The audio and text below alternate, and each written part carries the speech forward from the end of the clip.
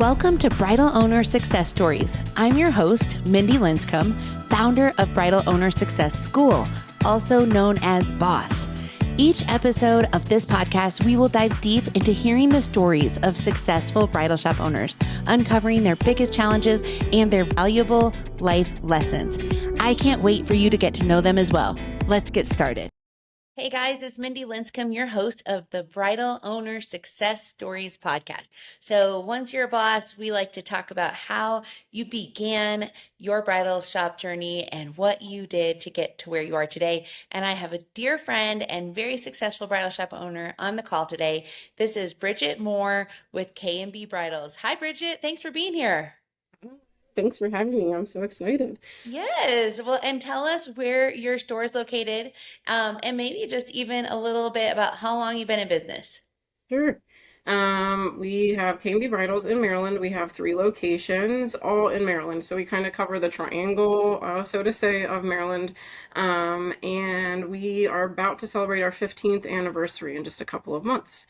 Wow. Who would have thought in 15 years you'd have not just one bridal shop, but three? And it's been so fun to watch you add more to your plate over the years because I met you when you just had one bridal shop and now you have three. So let's go back to 15 years ago. And what in the world made you think, I think I would like to start a bridal shop? Yeah. It's a great question. So it kind of goes back to right before I was going into college, actually. I'd always planned on being a teacher, and my mom was a teacher, and her mom was a teacher, so that was the plan. And my senior year of high school, my mom had her worst year with the school system and decided to get out from teaching and become a principal. 3 of my teachers retired, and every single one of them told me, change your major, find something else. So I had a little of a life moment and was like, what am I going to go to school for now?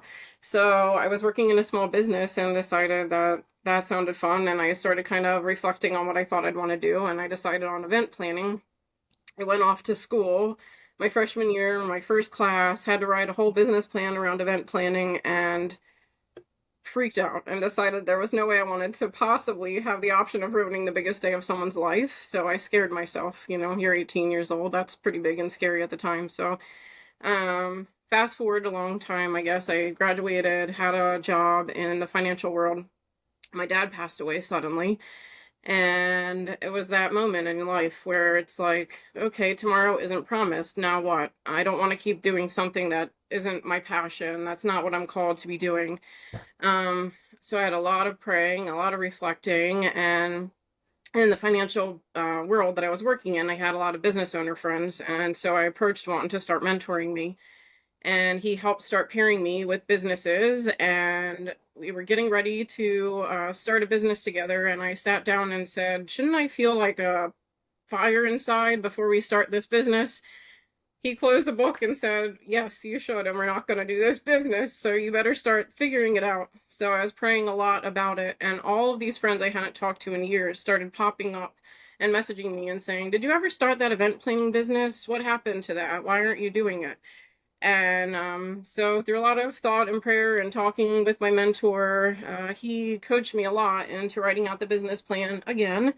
And he said, if you're really wanting to go all in, we need it to be bigger. Like, you need to think bigger. How are you going to serve these brides and how can you do it? So we decided to make the entire concept of K&B Bridals and event planning all under one roof, where we would have the bridal boutique on the first floor and event planning office upstairs. And my crazy little dream just kind of became a reality. And I searched for a space, and on the day I was going to my accountant to tell him I was going to have to wait because I was missing all of the big busy engagement season, the space across from his office had just put up a for rent sign, and I walked in and that was it. And now here we are 15 years later.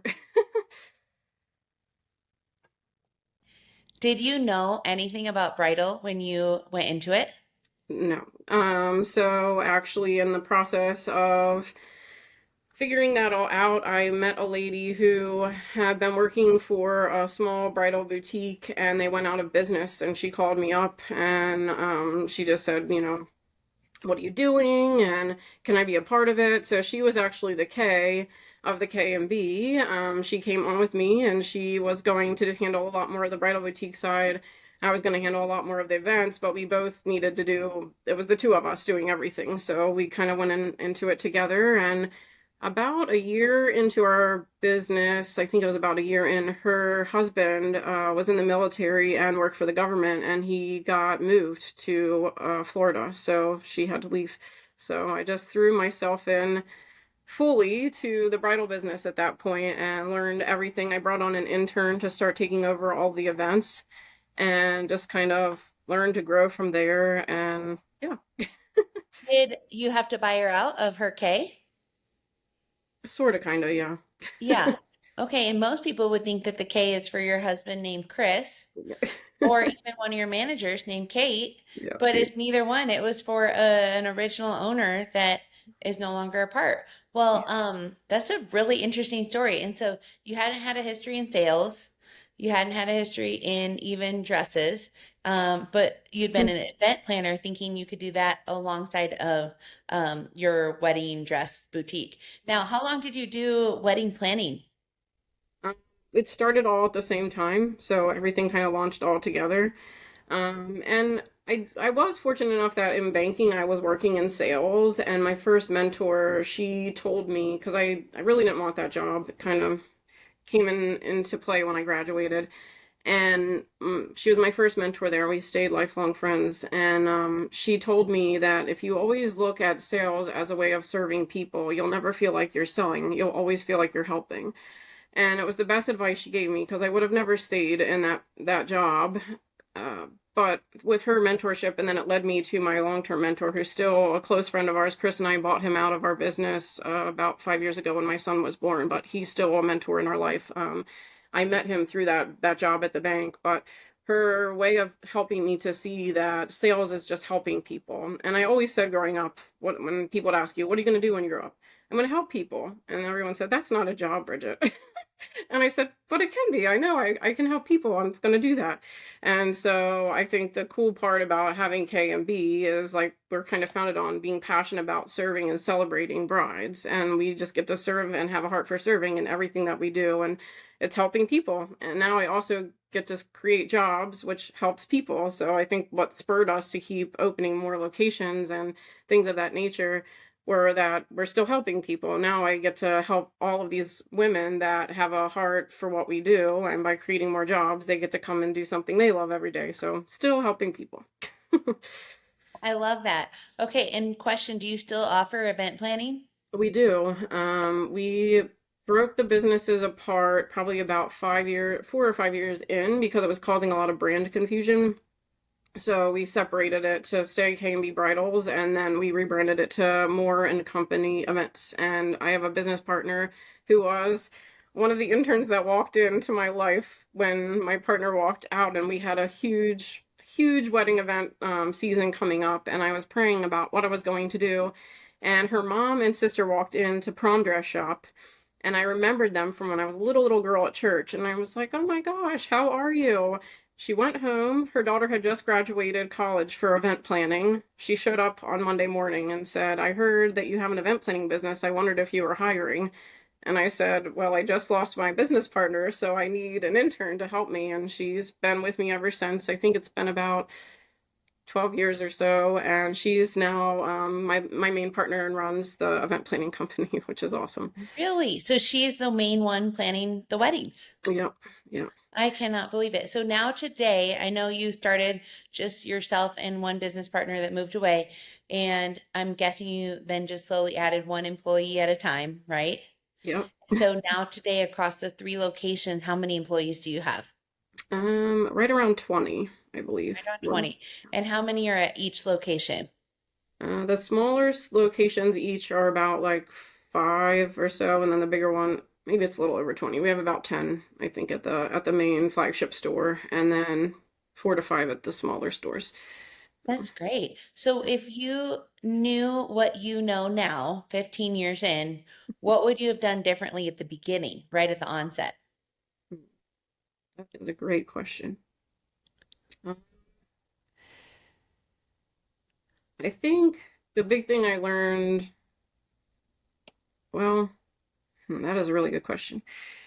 I think one of the biggest things that I learned through maybe one of my first masterminds, that was about 4 years in, was just the importance of all of the marketing and consistently bringing leads in. I couldn't grow or be in business without always having brides. So I think that's when my heart shifted a lot into the marketing lane. And I just learned to constantly build a sales funnel that would always feed the business with brides. So that was a huge shift for me at the beginning that at the beginning you're doing anything that you can. You're just like trying to figure it all out. I had no idea. But when I learned that, I think that helped change the business a lot that year just because we constantly had brides that we were connecting with so we could constantly serve more people. And then everything started growing exponentially from there. So I think that was one of the biggest things that took a little while to learn. I wasn't paying myself for that first 4 years. And it wasn't until that mastermind when the coach said to me, you're going to grow resentful of this business. You're not going to stay. You're paying an employee to work and not yourself. And I said, but I can't pay myself. And she said, well, we're going to have to pay you. So we have to have more brides. So she helped me set up an entire sales funnel. We could serve more brides because we had more leads, and then we're getting more people in the door. And then she said, starting today, I don't care if it's $100, like you're paying yourself something, and you'll make sure that you serve enough brides every month to make sure you get that paycheck. And it changed everything. So I think that was a big thing, like getting into a group with a lot of business owners and being able to learn some new things. That I had a mentor all the time, and he was amazing, and he helped me a lot. We almost would have gone out of business if I didn't have him come in and help me look at all the numbers and everything like that. But having that mastermind really changed everything. I feel like that was probably a big changing point for the whole business. I was able to hire some people and really start paying myself and growing a lot faster then. Running a successful bridal shop can be challenging, but with the right support, it can also be incredibly rewarding. Hi, I'm Mindy Linscomb, founder of Bridal Owner Success School, aka Boss. After 17 years in the bridal industry, I've developed proven strategies that drive both positivity and profitability in your business.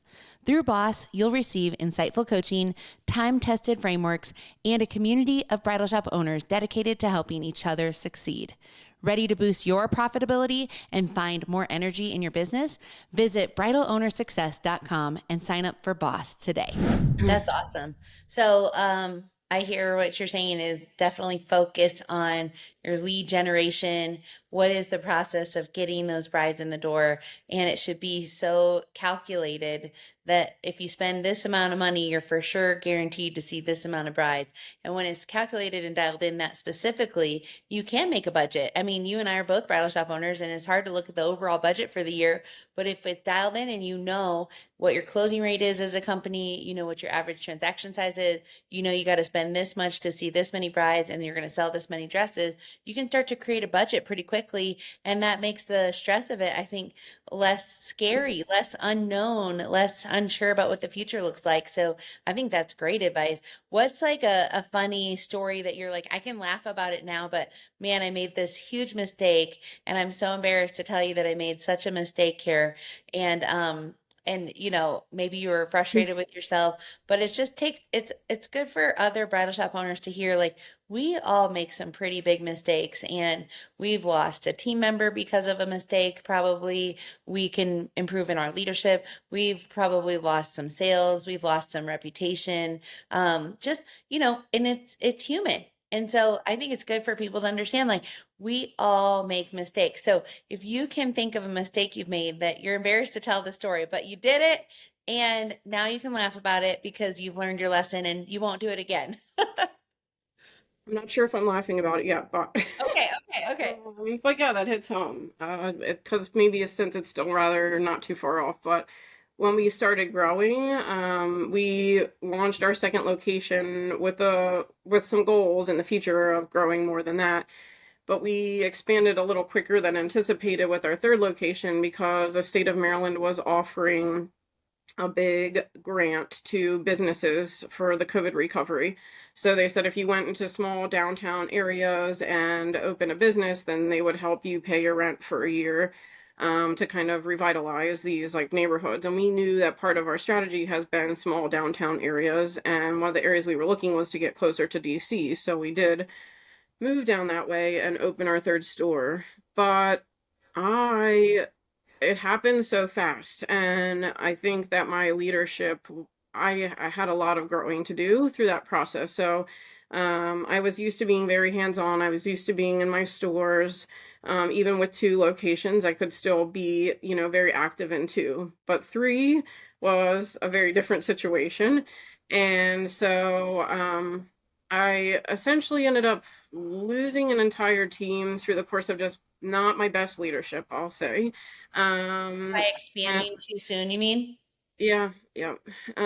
So I think I was splitting myself in too many places. We were all kind of juggling a lot of things, and I wasn't addressing things that I need to address. I don't like confrontation, so I sometimes just like try to like let it fix itself. And I don't know. There were things I knew that I needed to fix and I didn't know how to fix them. And I let it go on too long, and then it was like this isn't great. So, I signed up for a Did new, did your people give you the feedback when they left that you let it go on too long or didn't address the problem fast enough? Like, did you do any no, exit interviews and hear that, or you just already knew? You didn't even need them to tell you. You just knew. I knew because I lost some really good people that had I dealt with it when I knew I needed to deal with it, I wouldn't have. But what I will say out of that learning lesson is when you also know that the culture is wrong, then you do have to fix it. And so like I went in there and basically was like, this is not how things need to be. This is not how our company is. This is not the culture that we are. So I'm here and I'm not leaving until we get some things fixed. And the other two locations are gonna have the other support from the other leadership, but I'm not leaving here until we fix some things.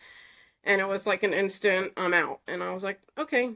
And I used your coaching on doing info night. And I mean, when I tell you this is our flagship store, we do, 1,000 appointments. Like I'm like, it's coming up on the July sale, which is our biggest month of the whole year. And this is June. So I held an info night and I found a manager and five people all at that night. We all started. We went the very next week to the Do You Speak Bride like stylist summit that happened to fall. I like took them with me.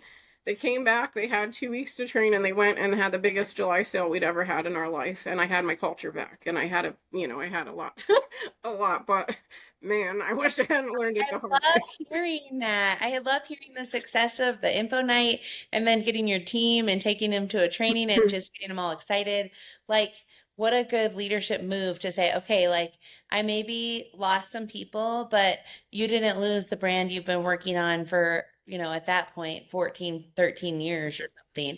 And so, that's a really good takeaway. And like you said, it maybe is still a little fresh. A little fresh and something that you might not be laughing yet, but a lot of us can look back and say, hey, we've made a mistake, and if we didn't learn from it, then it was a failure, it was a waste. But if we did learn from it, then it wasn't a waste. And so I don't think that was a waste at all. I think you learn that in the time of an expansion, in the time of adding location, you almost got to cancel everything on your calendar, and you got to be very present in those stores because they have to know that they can trust you as their leader, right? That this is going to be okay. You're going to move forward with them, and it's going to be a strong culture, even if you are divided amongst three locations. So I'm really proud of you. So now I hope what I hear is that all three locations are surviving again, and maybe not just surviving, but thriving. For the most part. Yeah. I mean, it is our slow season, which is a whole nother topic, right? When Yeah. stores don't maybe, I mean, I've talked to a lot of store owners that they started in 2020, so they don't know what a slow season normal cycle looks like. But summers are slow for normal bridal shop business. And so we're getting a little bit more back into the regular rhythms of bridal shop ownership. Cool. Okay, so now I would say to you, what are the positions you have in your store? Like what kind of roles do you have in all three locations? For the team. Yeah. What are the team We roles? I feel like we've been trying to kind of look at our um, the way that we've been operating for a while because sometimes I feel like when we grew in one location it kind of had a ladder that we always followed, and now that the newer stores are starting over we've had some challenges to putting everybody into the same structure. But overall, each store has like a general manager that's responsible for the store. And then above that, we have a regional director who has been with me for 10 and a half years. Okay. We have two other businesses together, so she's been with me a long time. Yeah. Kind of knows and believes everything that we are as KMB, and so she has been really pivotal in the marketing side of things and really helping make sure that we're, staying on top of that, and then kind of overseeing operational um, everybody as a whole. And then at the store level, all the stylists start in more of a training capacity. So when they come on, they know that they're in training, and the training itself we cover in a matter of probably 4 weeks or so, but they're still in that 90-day training situation. And their goal to kind of advance into an actual stylist role is they have to have certain metrics covered during that training period, and then they'll become a stylist. And then from that stylist, they have a couple different tiers that they can advance in with, and they can become a senior stylist, they can become a master stylist, and they take on more hours and more responsibilities that way once they've kind of hit certain, how many brides they've worked with, great reviews, and all those kinds of things, closing ratio. And then we just recently started a manager and training role to have a sales team leader at each store underneath of the managers, just to kind of help support and ensure that our customer and guest experience and our sales are in line with the things that we want happening, because there's just so much going on under the manager, that we felt like having a key person to be on the leadership team alongside of them would really help us with all the things that we have going on. We do, I don't know if you've ever heard of the book Traction, but we did that probably 8 years ago, and we really helped set up systems in our business. It helped us set up kind of the roles of all the people in the company, and it just helps everybody to stay accountable every week to the goals that we have set. And we really felt the managers need to have another key person on each team that's helping them in a leadership capacity. So we just started this manager and training program about a month ago, each location. So they'll have a sales team leader working in all the locations. So we're excited for that. That's awesome. And how do you do your social media? Is that just a plus one thing for one of your stylists? We created a option for a stylist. They interviewed at each of the stores, but that they would have social media responsibility added to their role as a stylist. So they have a slightly different pay than everyone else, and they have a marketing meeting with Kate and the managers once a month, and they get a calendar, so to say, of different things that they're responsible for creating reels and TikTok, and then just depending on the month's events that are happening and the promotions that we have running, then they know what stories they should be creating, and then just constantly gathering in-store content. So that, I will tell you, has been an evolving challenge that we've always had. Yeah. And this seems, ever since we really implemented this, they own it. They're really excited about it. And we've been a lot more consistent with making sure that it was like, So always just to clarify, the girl collecting the content is not the same girl that's posting it.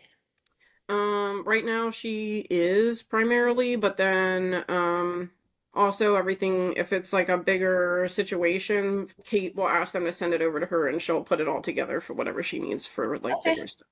So yeah, so I was gonna say, because that's one idea is that somebody could have somebody on their team that does the content creation and then somebody else that's responsible for posting it in a certain strategic order, Yes. with the brand voice, with, identifying the best content for paid ads based on engagement. And I'm just thinking about, that's like not necessarily always the same The skill same. set Yeah. of the person that's really strategic Yes. and responding to DMs to try and get people to book appointments versus the person that's collecting the content. So sometimes that's a different person. Yeah, Kate does all the paid ad side of things and all of that side. And I have been thinking lately that having the girls collecting the content has been huge. But it was kind of one of my more recent was like, now how do we get it? Like, when I look at your social media, I'm like, the brand voice is so loud here. Like, I feel like we like made a big fix in getting that consistency, but I'm like, I feel like you can tell that Taylor on your team knows your brand and like has that down. And I was like, maybe there would be a way to what you just said. And that makes perfect sense, to be able to kind of funnel it all through the one person that can make sure that it all goes out in that voice, because it mostly does, but there are definitely times when Kate's like, oh, we gotta change this right now. And you know what's crazy is it like also is very dependent on who you have on your team at the time. You know, Mhm. we're small business ownership, and sometimes when you have this job description of like somebody that does this, it doesn't always mean that you have the right person on your team that does that job description. So we've been just very flex on, you know, what skill set do we have on the team of people that are really dedicated to our company, and then let's have them do the part of the job that their skill sets lend themselves to, but it might mean somebody else does something else when it comes to marketing. So, you know, I think that's a really good, cool observation. But everybody in your store, it sounds like, is trained in sales. Everybody works with bridal, prom, moms. Do you still do tux as well? We do. We don't do prom anymore. Maybe one location had it. We tried to keep it, but I think it's officially done. But Okay. So do you do moms or no? yeah, that's actually made a big comeback this year for all three locations. We've had a lot of success with moms this year. Great. I love hearing that. That's awesome. So yeah, anything that you're like, wrapping up, if you're like to say, hey, if I were to write a book about my journey as a bridal shop owner, the title would be this, and this is why. Oh my goodness. I mean, probably something along the lines of just gotta keep going with it and keeping the faith. I feel that for Chris and I, every time we just feel like so challenged, God reminds us that He's the one that's been with us since the beginning of this business. He's always providing for us, even when it feels like, how are we going to get through this? And, you know, having faith and working through the hard stuff. I mean, we're always kind of coming up with new ideas, being super innovative, trying what's, new and different. During COVID, I can tell you, like, we knew it was coming because, you could see what was happening overseas and shipments closing. So we were in meetings preparing it. We knew the minute our door was closed and we were told we couldn't have business, that we were going to go virtual appointments. And there were a lot of shops that thought that was the worst thing in the whole world. But Chris and I, this was our whole life. We didn't have another paycheck to support us. So, innovate, keep trying new things. So, and having our faith, and trusting that God is with us through those things, and praying a lot about the decisions that we were making. And yeah, where we go, just be trusting and ready to try whatever new thing you might need to do to innovate to stay ahead of everybody else. I think that's a big thing. Yeah, I love that. Constantly innovating. Mm. That's like definitely a theme of entrepreneurship, right? When you Mhm. constantly have to make changes and be flexible because you don't know what tomorrow holds. You don't know who's going to be in your door as a customer, in your door as a team member.